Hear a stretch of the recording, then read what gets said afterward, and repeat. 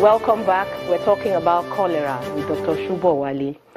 Now you can call in with your questions on cholera. The number to call is 0808 054 2233. That's 0808 054 2233. And you can tweet at CTV_Mary A. We were about to talk about prevention, apart from vaccines. Yeah.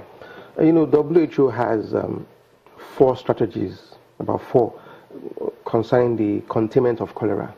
The first is prevention. The second is preparedness. The third is response. And the fourth is surveillance. Okay. I'll take that again.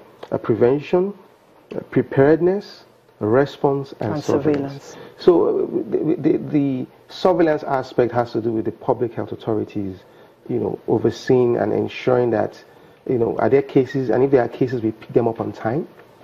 And then report them. And then report them. So, I mean, cholera is a notifiable disease, so it has to be notified.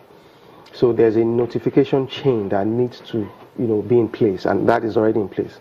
And then, of course, the prevention aspect, it hovers around safe, potable water. And, you know, I have my view, my worry about this sinking of boreholes everywhere. You know, we don't have that communal point source of water anymore. So how do we, when we dig boreholes, you know, what are we hitting? Yes, we are hitting the water at the table level, yes, but how close is it to this person's septic tank? You know, who does all of those monitoring and stuff like that? But you know, that is beyond the power of the individual to do. Yes. A lot of the time. Yeah, a lot of the time, yeah. So it is because, you know, how many people have water running from their taps to even start with, you know.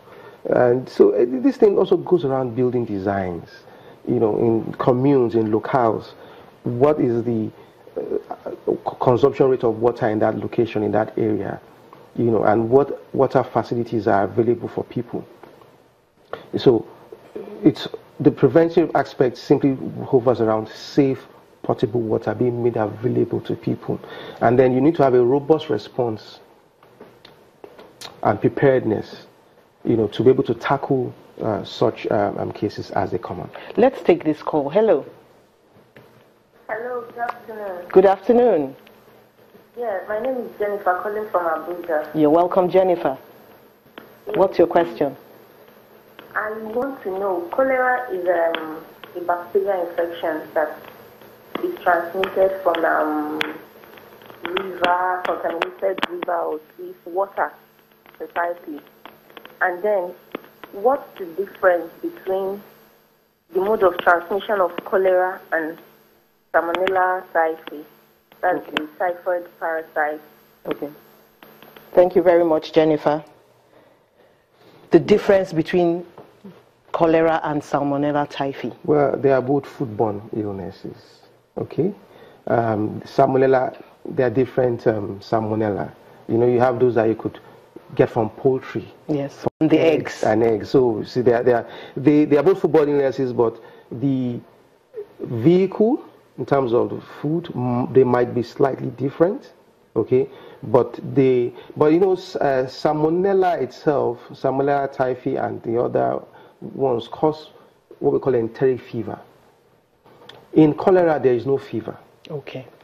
You see, so if there is fever and the clinician is suspecting cholera, there could be a super infection. So the absence of fever is a key distinguishing hallmark that this is different this, from, and this is this. Yes. So but at any rate, diarrhea is a dangerous appearance in both of them. Absolutely. Some patients in enteric fever due to Salmonella might present with constipation. We've seen cases like that do happen. So, you know, Salmonella behaves quite differently from cholera. Okay, now I want to ask you, you've put sort of like a world view on cholera. Yeah. Talking about, you know, it coming from different countries. But we'll get back to that. Let's quickly take this call. Hello. Hello, Samuel. Hello? Hello, we can hear you. Ask your question. Yeah, I want to ask about issue about cholera. Go ahead. Okay. In the time of, I want to know the difference between cholera and the toilet infection? Are they the same thing or different is there? What infection? Hello? You said toilet infection. Oh, okay. What is a toilet infection? Well, Thank you, Samuel. You know, I'm not too comfortable with this term, toilet infection. You know, we see people presenting and say, oh, I went to the toilet and I got an infection. Okay. It's